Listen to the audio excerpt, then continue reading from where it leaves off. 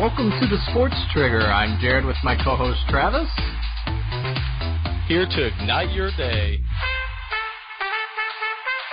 Hello, and welcome to episode 3 of the Sports Trigger podcast, where today we're talking about the most important competition that takes place on the 4th of July every year, the Nathan's Hot Dog Eating Competition, Travis. Do you watch this every year, and what do you find so fascinating about it?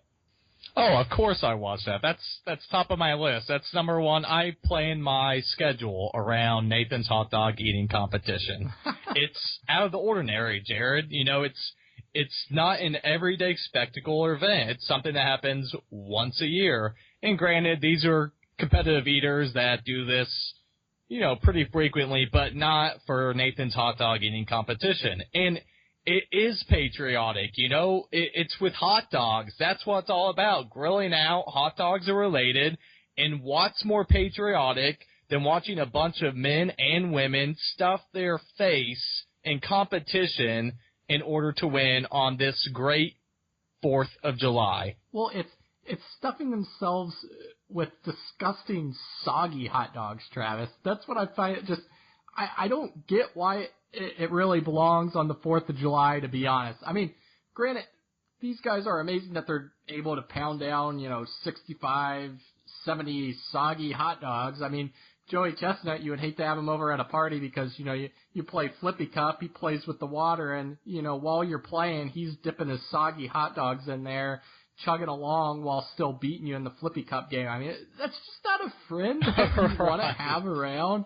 I mean, I just feel like, the persona they give off is they're nonstop just chugging down raw hot dogs. And obviously they're cooked or whatever, but I mean, how many hot dogs do you have to eat before you just become immune to being sick to eating raw hot dogs? Like, I feel like there's gotta be a number somewhere. And I feel like if anybody's gonna hit it, it's one of those hot dog eating competition, competitors in general. So since you do watch it, outside of Joey Chestnut, who's one of the main people that you actually just get a kick out of, whether it be by name or just their funny story or something along those lines? Yeah, well, there is Megatoad Stoney, who actually beat Joey Chestnut, and Joey Chestnut had won, I think, something like 8 years in a row, and then Stoney won in 2015. But really, there's this one eater that everyone always builds up, and he always has a big show before he goes out there. His name's Eater X. He paints his face with an X. Eater X. He's a dangerous man. But no, you take a look at this guy.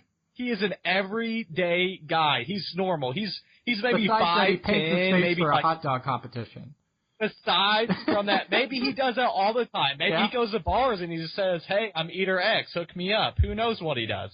But it gives me a kick to see all these different eaters come in. They have intro music just like they're in the NBA or NFL or something intense.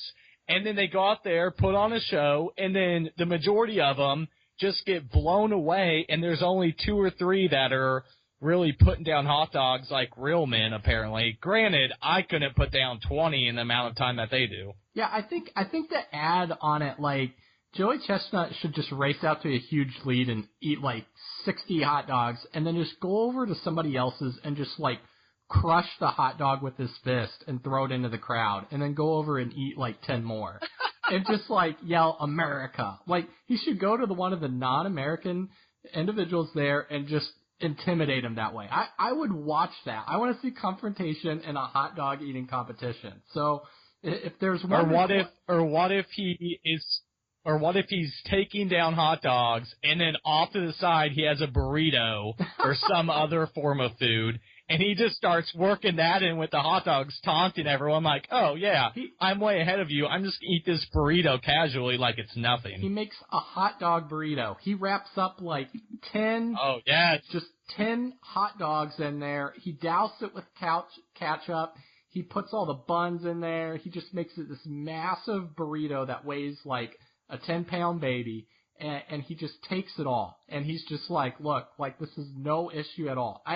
That would be awesome. And then he needs an American flag cape on the back.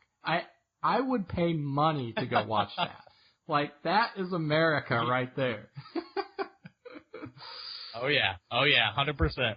So, and just a quick question. How many hot dogs do you think you could take down? Like, I want to enter myself in this competition. Is there a way we could enter ourselves in there and just see, I would just eat one and then look in disgust as these people are just downing these hot dogs next to me. Yeah, I like I said, 20 seems I could probably do more than 20, but the part that's rough is you have to dip the buns in the water. I mean, I guess you don't have to, but that I would be up there and I would just I'd be like, pass the ketchup, pass the mustard, I want some relish for these things.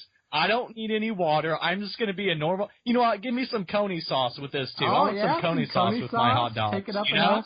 Coney sauce, that could help it slide down. That's like water, right? I could do that. I may not win, but I'm going to enjoy myself while I do it. Absolutely. You should get a little apron and then just sit down, relax, enjoy yourself, just take in the scenery and just, have a good Coney dog and just be like, you know what? This was just really tasty.